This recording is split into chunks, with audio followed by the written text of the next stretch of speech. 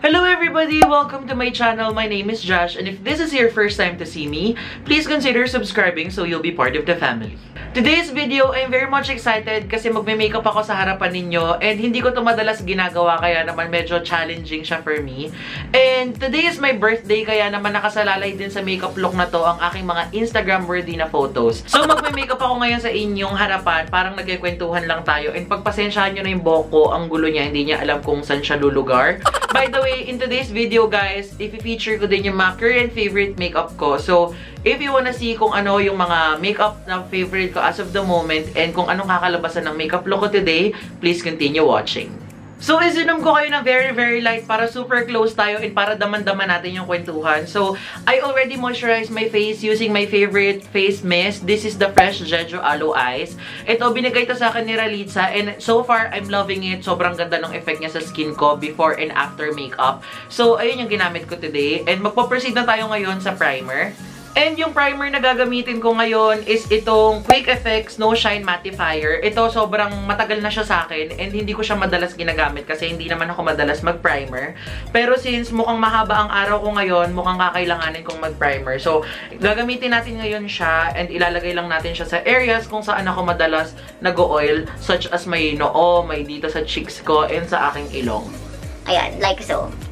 Massage nyo lang din yung face nyo pataas para hindi siya masag and para hindi kayo magkaroon ng mga wrinkles. Charot! So, let's proceed na sa base. I'll be using my favorite combo. Ito yung Maybelline Superstay in the shade 128, Warm Nude, and I'll be using this all covered by Anna Kai na bevel black to apply my foundation on my face. Ito yung aking foundation routine as of the moment. So, ang ginagawa ko is nilalagay ko lang siya sa likod ng kamay ko, like so. 2 pumps. Tapos, unti-unti ko siyang i-distribute sa aking face and pagpasensyahan nyo na yung inconsistent lighting kasi as usual, umaasa na naman tayo sa natural lights. So, directly ko na siyang ilalagay sa aking face. Very light lang ang ating eksena ngayon kasi ayoko naman na mag-cake ako all throughout the night kaya kontian lang natin yung product sa ating mukha just so makover lang yung mga imperfections natin tonight. Hindi ko siya love ha. I love my imperfections and I embrace them. It's just that today is a special day for me kaya naman gusto kong maging extra. So, ang gusto ko dito sa foundation na to, even though masyado siyang maputi kapag in-apply mo sa mukha, nag-oxidize siya throughout the day kaya naman mamaya magiging perfect na rin siya sa aking skin tone. And gustong-gusto ko kasi full coverage yung nabibigay niya sa akin without clogging my pores and hindi niya na-emphasize yung aking mga texture sa face.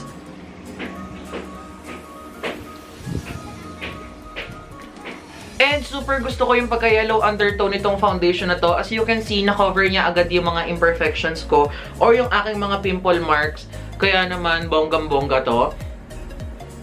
Actually, there are days na ito lang yung ginagamit ko itself. Hindi na ako nagko-concealer at all kasi nako-cover niya na rin naman. And it provides decent coverage for me. And kaya ko nang lumabas ng bahay kahit ito lang yung gamitin ko. So, sa idin ko lang siya. Actually, yung 2 full pumps, sakto-sakto lang siya sa face ko knowing na sobrang laki ng mukha ko. Kasi hindi naman ako kagaya ng iba na isang pump lang kompleto na sa buong mukha nila kasi ang liliit na mga mukha nila para mga Barbie. Pero sa akin ito, super sakto sa akin yung 2 full pumps. And as you can see, ayan, nai-even out niya yung aking skin tone. And later on, kapag nag-oxidize siya, parang skin ko na siya. So, ayan. Konting foundation lang yung ilalagay ko sa ilong ko. Like yung mga residue lang na natira sa aking sponge. Kasi, I have a very oily skin. So, ang tendency kapag nag-oil up yung ilong ko, tapos marami akong product na nilagay, mas pangit siyang tingnan and parang nagkikake at namumuo. Kaya, kinokontian ko lang siya. Looking at it sa camera, parang masyado siyang maputi. Pero sa personal, hindi naman. Siguro masyado lang talagang maliwanag dito sa kwarto. Pero ayan. Tapusin ko lang to and magpo-proceed na tayo sa concealer.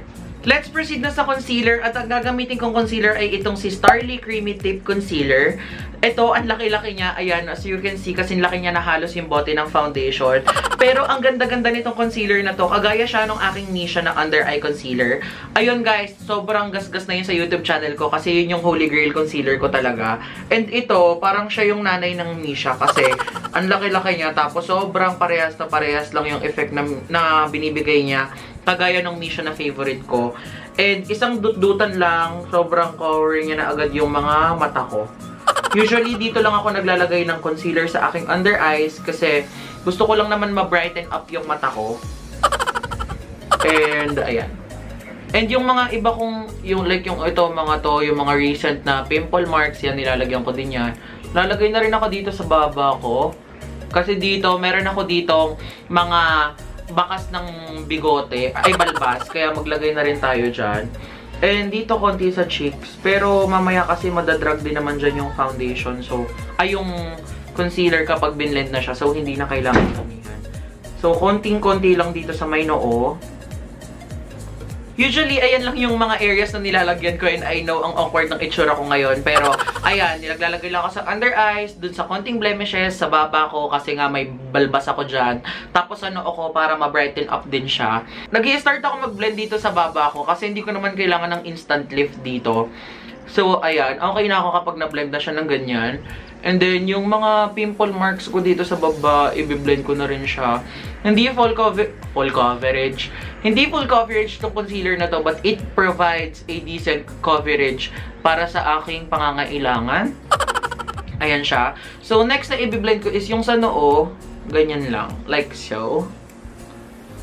In fairness ha, looking at it sa salamin, nakita ko yung difference ng may primer sa walang primer. Kasi, most of the time, hindi talaga ako nagpa-primer. Pero ngayon na nag-primer ako, parang sobrang smooth and na-blur niya talaga yung mga pores ko. I think that's the reason why sobrang love na love ko si Quick Effects dati. Ayan, ayan lang siya. The reason why inuhuli ko yun sa under eyes ko is para matagalan siyang mababad doon. Kasi trick yun, kapag binabad niyo yung concealer niyo sa under eyes niyo, mas kumakapit yung concealer. So kapag binlend mo siya, hindi naman ganun kahirap i-blend, pero mas maganda yung coverage na po-provide niya once nababad na yung product sa under eyes mo. So ang inuuna ko is itong sa aking left side, na I think nasa right niyo. Inuuna ko tong side na to kasi maganda yung balat ko dito. Comparing dito sa other side, so kapag binlend ko to, parang seamless na talaga siya and kapit na kapit talaga siya sa balat. Pero kasi kapag dito, mas malalim kasi yung under eyes ko sa right. So siya yung inuhuli ko talaga. Pero ayan, ganyan lang ako mag-blend na concealer. Dinadamay ko na din dito sa cheeks ko para mag-brighten up din siya ng konti and para kapag naglagay ako ng blush mamaya, mas mag-show up yung color. As you can see, na-blend ko na yung mga concealer na nilagay ko sa mukha ko. So now, isi-set naman natin siya.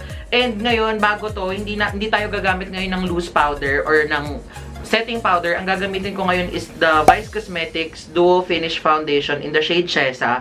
This one is bago sa aking collection. Binigay to sa akin ni Ate Ana or magkasama kami nang binili to. To siya yung nagbayad. So, ayun. Ito, na-try ko na to. Actually, meron akong first impression review pero hindi ko na siya i-upload kasi hindi maganda or yung ibang clips kasi nabura. So, ito, gagamitin ko siya pang set all over my face sa areas na nilagyan ko ng concealer and sa nilagyan ko ng buong foundation. So, this is new to me kasi I don't usually set my foundation and my concealer with a pressed powder or a finish duo foundation, ganon. Usually, I set it with a finishing powder. Pero, nagustuhan ko kasi to when I first tried it. And, ayan. As you can see, nagmamatify siya. Kasi, itong si Vice Cosmetics, meron siyang kiniklaim na meron siyang blurring power. So, masusubukan natin siya ngayon. Ano, Zay?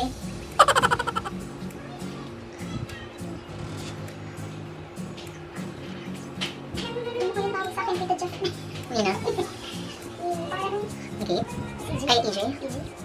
EJ? No, EJ.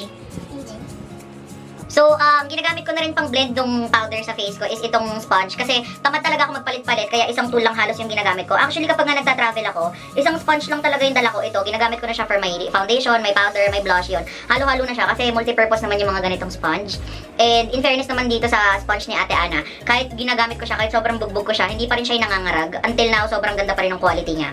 And malapit na sila maglabas ng restock. So, abang-abang na guys. Follow nyo sila sa social media. Ililink ko sa description box. Yung social media ng All Covered by Ana Kai. Okay, so, since tapos na tayo sa base natin, let's proceed to contour and blush. Ang gagamitin ko today is ito. Sobrang pudpud na to sa aking YouTube channel. Ito. Sobrang alam nyo kung gaano ko ka-love tong palette na to. This one is from Detail Makeover. It's their contour and blush palette. 4-in-1. And makikita nyo kung gaano ko siya kagusto. Kasi ayan, na-heatpan ko na yung pang contour and yung isang blush. Kasi sobrang perfect nung shade niya for me. And kung meron lang sana silang mga individual na binibenta, bibili ako nun. Kasi hindi ko naman kailangan to. Parang hindi ko naman kailangan mag-purchase ulit ng isang buong ganito. Kasi I still have 3 shades dito na buong-buo pa, pati yung highlighter, since di ko naman siya masyadong ginagamit, buong-buo pa. So, if maglalabas sana sila ng mga individual shades, yun yung bibilin ko kasi sobrang favorite ko yung nasa baba na contour shade. Sobrang nako-complement niya yung aking face, and yung blush dito, the best. So, since nasa bahay lang naman tayo, kontian lang natin yung contour kasi hindi lang tayo like pa-party or gigimik ko, Vev. So, para lang magkaroon tayo ulit ng definition, char. Para mabalik lang yung depth and yung shadow sa face natin, gagamit tayo ng contour powder since parang na-wash out na yung mukha ko dun sa foundation na ginamit ko. Kasi nga, sabi ko nga sa inyo, sobrang favorite ko yan si Superstay kasi sobrang full coverage talaga siya. So, when the days na sobrang lala ng aking breakout, yun talaga yung ginagamit ko. And kapag gusto ko ng pangmalakasang foundation, yun yung ginagamit ko. Kaya ko naman favorite si Maybelline Superstay. Actually, meron akong love and hate relationship with that foundation. Kasi sobrang gustong-gusto ko siya kasi ang ganda ng coverage niya, pero medyo mabilis ako mag-oil up sa kanya. Pero what I like about it, kahit nag-oily na ako sa kanya, pantay na nagfe-fade yung foundation sa mukha ko. As in, hindi siya yung parang magwa-wash out yung foundation dito sa ilong mo or mabubura dito sa side na to. Kapag nag-oil up siya, tapos kapag umangat yung foundation mo, sabay-sabay siya. So, kapag binlot mo siya with a tissue paper, pantay yung matatanggal niya sa mukha mo, hindi yung magmumukha kang patsyang-patsyang. Sobrang bet na bet ko talaga siya. As in, isa yun sa quality ng foundation na Maybelline Superstay na hinahangaan ko kasi kabog siya. As you can see, ito, sobrang flat niya dito sa side na to. Pero yung itong side na to, medyo nagkaroon na siya ng onting mga shadow kinemerut. Dahil yan sa tulong nitong pang-contour natin. And before, sobrang addict talaga ako sa bronzer. As in, yung hindi ganitong palette ha. Bronzer talaga siya. Pero na-phase out na kasi yung Catrice Cosmetics dito sa Philippines. Well, yung sa akin kasi nabili ko siya sa Dubai. Pero sobrang favorite ko talaga yun. Kasi talagang sun-kissed look talaga yung eksena niya. Nakikita niyo ba yung parang shine na umaano sa face ko? Glow dust yan, mga Vev. Hindi pa ako nag-highlighter pero shiny na siya. I think hindi ako mag-highlighter today since nasa bahay lang naman tayo and hapon na rin naman and maggagabi na. So, hindi na natin kailangan ng highlighter dahil wala naman ng araw na tatama. Ganda talaga nitong contour palette na to. Talagang ginawa ko na kayong salamin, di ba? Laki ng noo ko, guys. Pero sobrang gustong-gusto ko yung nilalagyan ng contour. Kasi para siyang nasunog. Para siyang naarawan, ganon. Pero, ayun kasi, kapag may shadow na siya sa noo, hindi na nagmumukhang ganong kalaki yung mukha. Tapos lalo na kapag binabaan mo pa siya ng bangs na ganyan, parang anino lang siya ng bangs. So, vet na vet ko siya. Alam ko, na-awkwardan na kayo sa itsura ko kasi ang puti-puti, lapat na lapat siya. Tapos yung kilay ko, parang pabura na din siya, ganon. Kasabay ng mga blemishes ko. So, magkilay na tayo. Ito, this is my all-time favorite pang kilay. Alam nyo na yan. This is the Pink Sugar Honey I'm Good Eyebrow Kit in the shade Perfect Taupe. And ito pa rin yung brush na ginagamit ko. This is just an ordinary angled brush na I got from random shop in Dubai. Ito, sobrang favorite ko siya kasi sobrang long-lasting siya sa akin. And sobrang dali niyang gamitin. Ang dami kong sobra, diba? So, zoom ko kayo para mas makita nyo. Char. Wala naman tayong proper way kung paano maglagay ng kilay. Pero akit kasi ito yung nag-work. So, ito yung ginagawa ko. Usually, ang ginagawa ko lang is nilaline ko lang dito sa baba. Nag-outline lang ako. And I always start dito sa dulo, papunta sa gitna. Kasi ayan yung magiging arc ng kilay mo. So, kailangan mas maayos mo siya agad-agad. Kasi kapag hindi mo siya naayos, hindi magiging tama yung direction ng kilay mo. So, ayan. Nag-i-start ako lagi sa ilalim. And then, i-outline ko din yun sa may taas na area. Kasi yun naman yung magiging arc mo. And then, once na makita mo na ganyan yung shape na gusto mo, i-follow mo lang yun dito sa may upper part. Like so. In my case, sinasagad ko siya sa dulo, pero if I were you, kung meron na kayong kilay, huwag nyo na siyang isagad sa dulo para hindi siya ganun ka-harsh. Pero kasi, if you're gonna look at my eyebrows, wala akong buhok dito sa may unahan, so ino-overline ko siya, dinodrawingan ko talaga siya para magmukhang maganda. Kaya, ayan. Pero, I just put it ng very, very gentle para hindi siya mag-create ng harsh lines.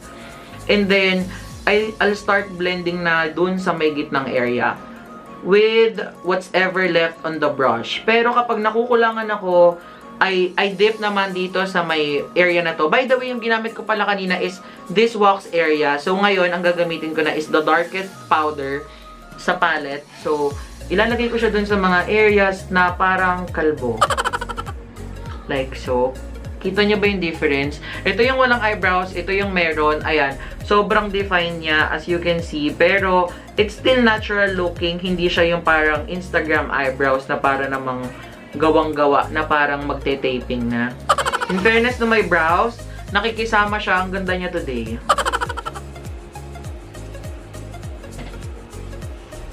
As you can see, okay na yun dyan sa may right side ng aking eyebrows. Gagawin ko lang dito sa kabila bago ko i-blend yun sa unahan para masukat ko kung magpapantay ba sila, ganon. So, kung gaano kahaba yung eyebrows ko today. Pero in fairness naman, nakisama siya at ang ganda niyang tingnan. Usually, nagmamaskara pa ako pero I think ngayon hindi na ako magmamaskara. I-skip ko na siya since wala naman akong bagong mascara. Pero ang favorite ko talaga is itong si McQueen na Extreme Volume Pot and Cara. Sobrang ganda nito, guys. As in, sa lahat ng mga mascara na na-try ko, ito yung pinaka-favorite ko. It's a bit watery or masyadong basa yung consistency niya. Pero, kapag natuyo na siya, sobrang nalilengthen niya talaga yung eyelashes ko. And sobrang natural looking niya. And kahit mga nakatatlong coat ka na, hindi siya nagka-clump-clump. Kaya sobrang bet na bet ko to. So, ngayon, magbablush na ako. Nakalimutan ko pala mag-blush kanina. And tinatamad na akong hawakan yung salamin. So, kayo na lang ang gagawin ko ang salamin. Ngiti lang kayo ng very, very light, ganyan. Bago nyo ilagay sa ibabaw ng cheekbones nyo. Pero after that, no, mag-normal naman kayo as in yung normal lang. Kasi, yung usually kasi, ang ginagawa nila, ngumingiti sila para lumabas yung apples ng cheeks nila. So, kapag hindi na sila nakangiti, ang awkward na ng itsura ng blush, ang baba na niya.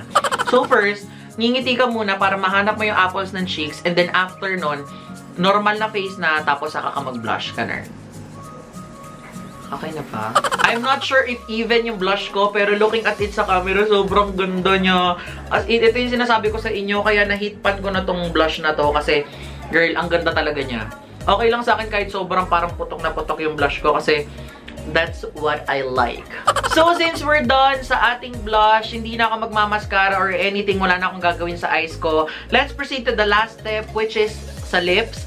And for my lips today, I'll be using my favorite lip tint ever. This is the Skin Potion Sugar Flush in the shade Cherry Bomb. This is one of my favorite shades, pero hindi siya yung pinaka-favorite ko talaga. Pero kasi, girl, sobrang ganda nito and sobrang natural looking niya sa lips. Usually, naglalagay muna ako ng Dream Cream all over my lips. Pero today, parang gusto ko ng sobrang natural looking lang. So, diretso na tayo sa tint. Ganyan lang siya. I put it that way. Tapos, kinakalat ko siya ng ganyan. So, okay na. Okay na ako. Okay na yan. Ganun na siya. Pero since gusto ko kang dagdagan, magka-concentrate ako dun sa mga areas na gusto ko sobrang pula. Like sa gitna. Para magmukha siyang gradient looking. Like that. What I like about this lip tint is that this is very affordable. 120 pesos, meron ka ng ganitong lip tint. And ang kakaiba sa kanya is that buo siya. Kapag nilagay mo siya sa lips mo, buo siya. Hindi siya yung kagaya ng ibang lip tint na kapag nilagay mo sa lips mo, nagsisettle siya dun sa gitna or dun lang sa baba ng lips mo yung nalalagyan, hindi nalalagyan evenly sa taas. Ito, kapag nilagay mo siya, it's a bit watery, pero yung pigmentation niya, sobrang ganda. To the point na kapag nilagay mo siya, parang liquid lipstick na siya. Actually, pwede ko pa nga itong i-layer ng i-layer, tapos magmumukha talagang parang lipstick na yung nilagay mo, kasi sobrang pigmented talaga niya. And as you can see, parang nakadalawa, tatlong swipe lang ako sa lips ko, pero ayan na yung itsura niya. And I really love this shade. Again, this is in the shade Cherry Bomb. 120 lang to, pero usually nagsisale sila. So, you can get it for like 90 pesos, 96 pesos, ganun. So, ayan, I think okay na tong look na to. Pero most of the time, gusto ko yung mas gradient pa. So, babalikan ko yung aking sponge, which is here. Ito, dumi niya na. And ang ginagawa ko dito sa sponge na to is that, pinanglilinis ko siya sa gilid ng lips ko para ma-achieve ko yung super duper gradient lips. So, ang ginagawa ko is i-close ko yung lips ko ng very, very half lang. Yung tipong may matitira ng lips sa gilid. Like this. Ganon. And then, idadab-dab ko lang to sa aking lips para makoveran niya yung outer side ng lips ko para mas maging gradient siya. So, game.